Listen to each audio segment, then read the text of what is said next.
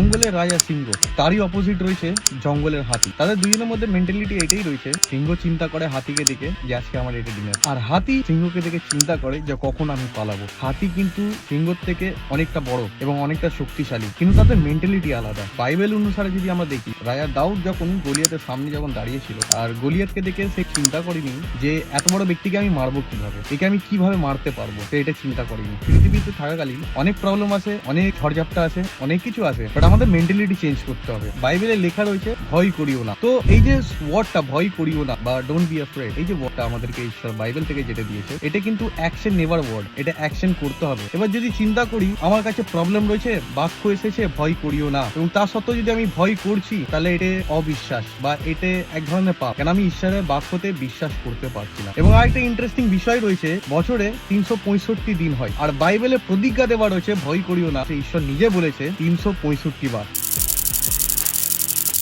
আরেকটা ইন্টারেস্টিং বিষয় রয়েছে, নিচে সাবস্ক্রাইব বাটন।